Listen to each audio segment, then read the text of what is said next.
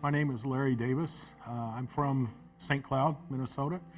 My rank in the Army when I left the Army was an E7 Sergeant First Class. I served for 9 years on active duty, 4 years in the active reserves, and then wound up with 20 years being the last part in the inactive reserves. There are certainly things that you, after it's all said and done, you forget. You wall up. I still have some things that happened that are difficult to remember.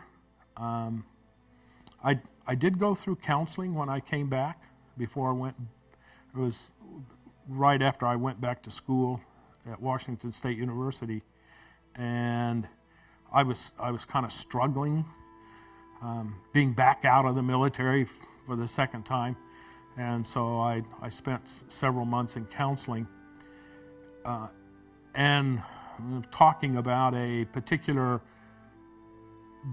battle in which we were surrounded, and we weren't going to make it out. We did finally call artillery in on top of our position because we figured, well, if we're going to go, we'll take them with us. But we were able to break contact, and I still remembered that. But what I had forgotten was a 20-second interval in my life when we finally broke contact and got back to where we could be picked up by helicopters. There were 2 Americans, and there were about 10 Vietnamese. They were all wounded.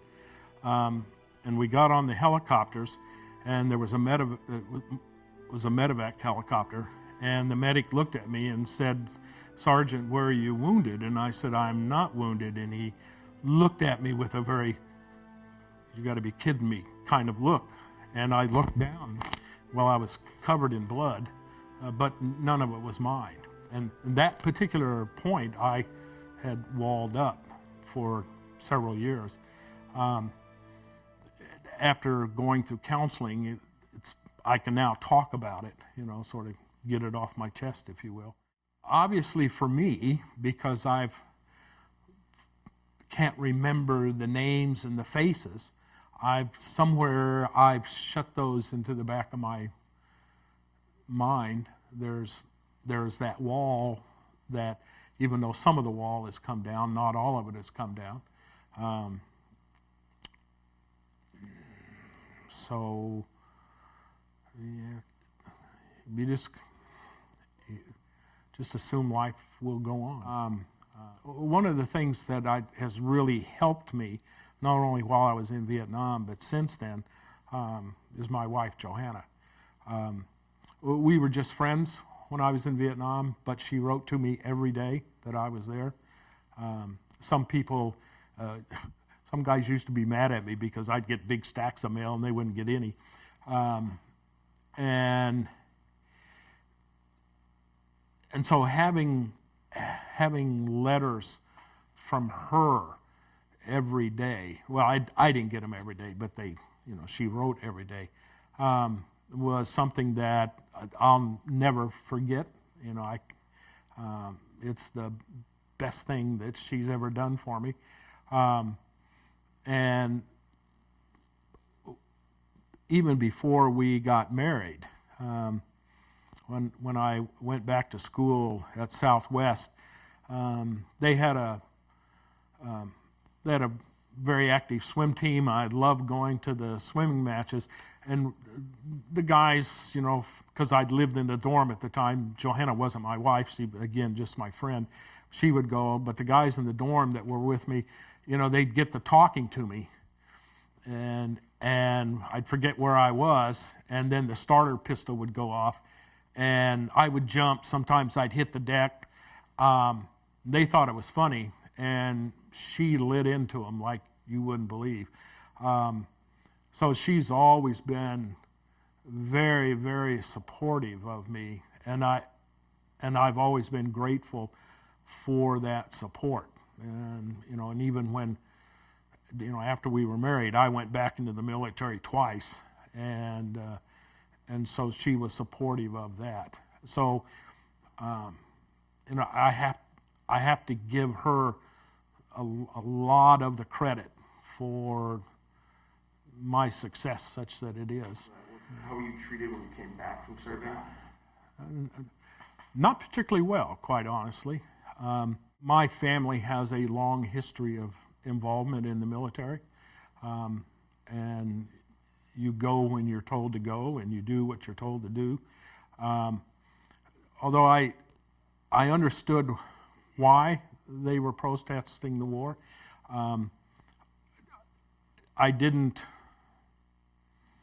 They have the right to do that protest, okay? However, I don't want to be called a baby killer. I don't want to be spit on, have things thrown at me because I served. And so when I got home, that sort of thing happened, and kind of soured my attitude.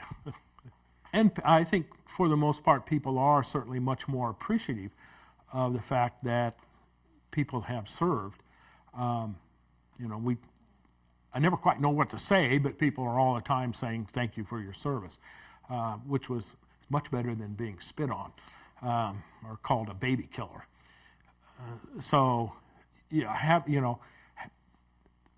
Supporting soldiers overseas, I mean, they're doing a dirty job. They're doing a tough job. And, that support could be a simple thank you, or it could be write a letter. Again, for me, mail was really important. And I think it was for a lot of, so even if you, just pick a soldier out of a hat and send them a note. It doesn't have to be this long, drawn-out affair. Just, hi, how are you?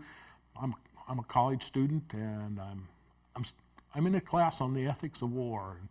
And this has been my experience, and I hope you're safe and that you're well. Just getting that piece of mail is important. It's probably a little easier now with communicate with cell phones and email and that sort of thing. That was something we didn't have, but still, it would. The more support that you can give to soldiers, I think, the better.